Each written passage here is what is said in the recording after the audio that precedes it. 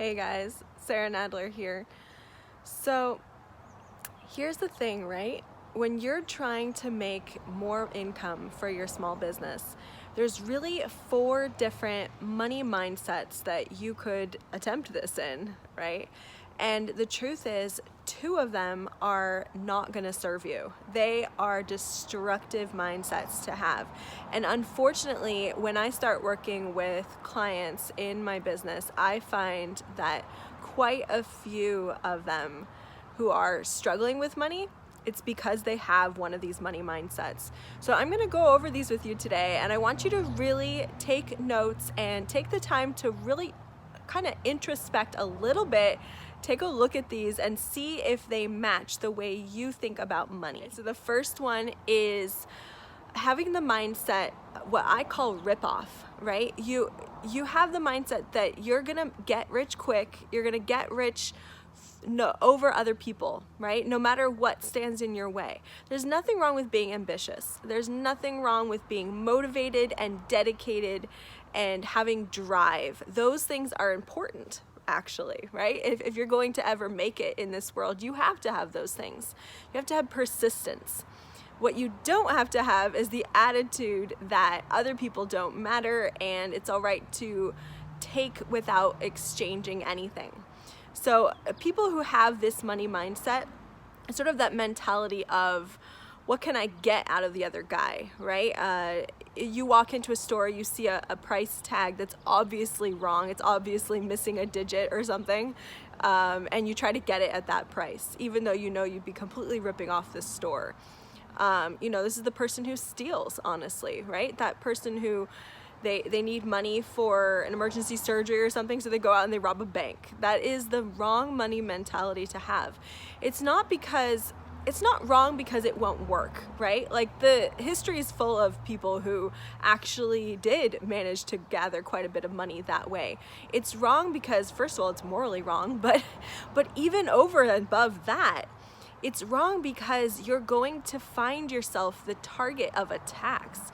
People who have that money mindset often end up in really, really uncomfortable situations. So if you're trying to accomplish work-life balance, which is kind of the whole point of this channel, right?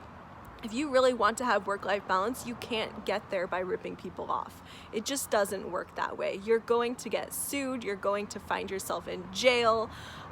It's just never worth it. So that's the first money mindset, and it's a destructive one. And I highly recommend you change your attitude if that's a mindset that you find yourself in. Often people have gotten into that mindset in the first place because they've been cheated by others. So it's sort of one of these funky mental things where I'm going to go out and do what was done to me. It doesn't work that way, sorry. So let's talk about the second money mindset. The second money mindset is this mentality that it's okay to give partially what was expected. So, someone pays you $1,000 and you give them about $800 worth of service, and then you go, ha ha ha, I made a profit, and you walk away. That's not what profit means, right? That's not how a business should run. When you give $800 worth of service and collect $1,000, you're not the victor in that situation because that person knows that they've been cheated. No one is that dumb, right?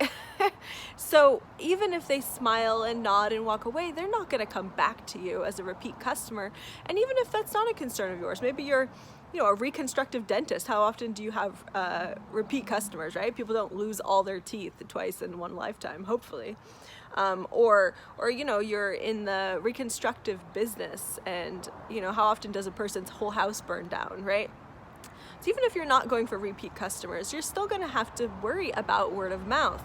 Word of mouth and your reputation are very important as a business owner. And so having that mentality that it's okay to kind of deliver a half-assed product, so to speak, forgive my French, it's not good for your business. It's not good for your money mentality, because what it ends up doing is you end up cheating enough people, and it's like suddenly the straw that broke the camel's back, and you find yourself, again, the target of attacks. So I'm just recommending to you that you don't stay in that money mentality. And if you find yourself thinking along those lines, like, oh, well, you know, he'll never know if I don't deliver that last little bit that I promised. Don't do it. It's not worth it. That's not how you run a business that actually ends up expanding and making you big money.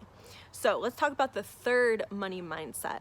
The third money mindset is this concept that we know in legal affairs as fair exchange, right? There's actually a legal definition for it. And it's along the lines of giving exactly what was promised or delivering what was expected. That's usually the way I like to word it. Delivering what was expected. So if I hire you to repaint my red fence, at the end it better be red, and it better not be missing any spots, and it better not have been accidentally destroyed in the process, right?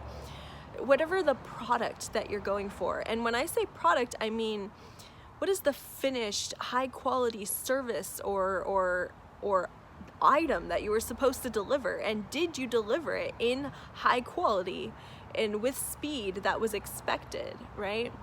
When you are operating your business under that mentality, you're a lot more likely to be successful. But believe it or not, that's not the only money mentality that actually serves you. There's one even above that, and I talk about it in the Financial Journey mini course that you can find on my website at sarahnicolenadler.com. My husband and I actually put this course together because financial literacy is a very important subject as a small business owner. You are not going to get ahead in this world. You are not going to achieve financial independence if you don't have your mind right, if you don't have your education on what that really entails. So I think you're gonna really like this mini course. It's about, I think, $97. It's not very expensive, and the lessons just walk you through everything you need to know to actually get your head on straight and start saving income and be able to invest it in things that are going to create passive income for you. And that's what we're all trying to do, right? In this modern age, we don't want to work until we drop. We're not slaves to our business. That's not what you should be. That's what this whole channel is about, is work-life balance, and you're never going to get there if you don't get your finances under control. So I hope you found this lesson helpful, and I'll talk to you guys later.